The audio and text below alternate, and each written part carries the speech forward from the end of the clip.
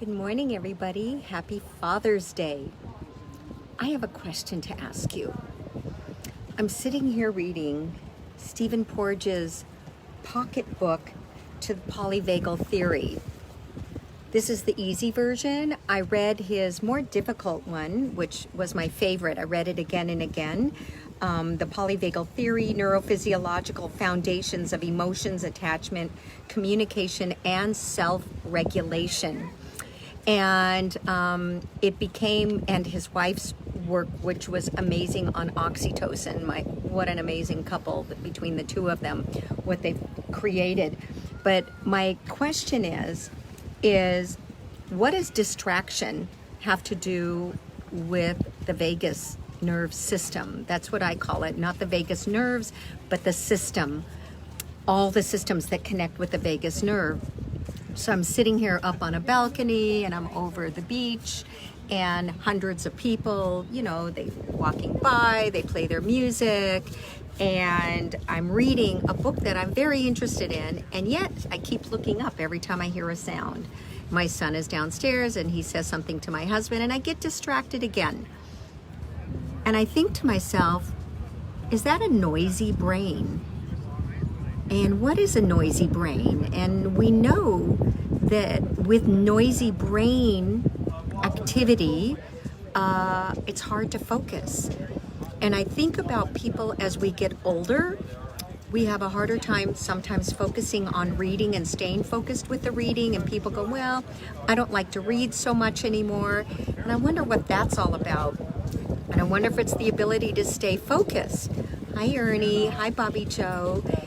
And so I'm thinking, when we can't stay focused, is that part of the noise that goes on in the brain? And is our brain more noisy?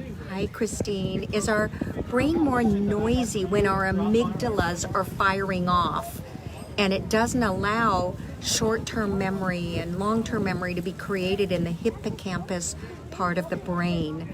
And so, and me with the hypothalamus and all of these other parts of the brain that help us move to the prefrontal cortex. So as I'm reading the short pocket version of Stephen Porges' polyvagal theory and having read the much longer version that's the scientific book that's more difficult to read, but you read it slowly and it's amazingly delicious, it gets me thinking about the vagus nerve system. And what happens when we move around too fast and we get so much distraction that the easy things of sitting and reading, staying focused, but being able to attend to the outside sounds so we're safe, but they don't have to distract us from what we're actually focused on. Can we do two things at once? And that's the thing I want to talk about. That we can learn to take care of our health and our well-being and our vagus nerve system, that all of our brain works well and it can age well, and we can sit and read while people are going by and stay focused and be in an environment where we can tend to the outside sounds, at the same time rest and relax. That we can sleep well, that we can decompress and de-stress easily and take good care of ourselves. Because when we can do that, we can not just help ourselves, but we can help society. So that's my wonderful, loving challenge to you. How do we take care of our vagus system so that we can take care of our collective system in all of society? Happy Father's Day, happy Human Day, happy day to all of you. And remember, we still always have the sun through the clouds. We still always have water and earth and soil, and that we remember how to take care of ourselves in these times. So that's my stimulation, that I can go back to reading Stephen Porges' Polyvagal Theory Handbook. And you bet, Ernie, enjoy. I'm thinking of you because you're my hero since high school.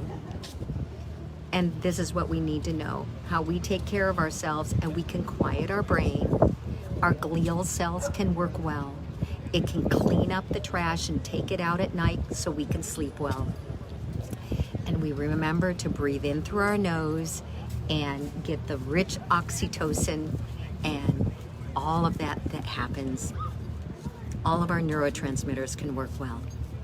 Take care of yourself. I hope this makes sense. Remember, we all work together within systems. Have a good one. Talk to you later.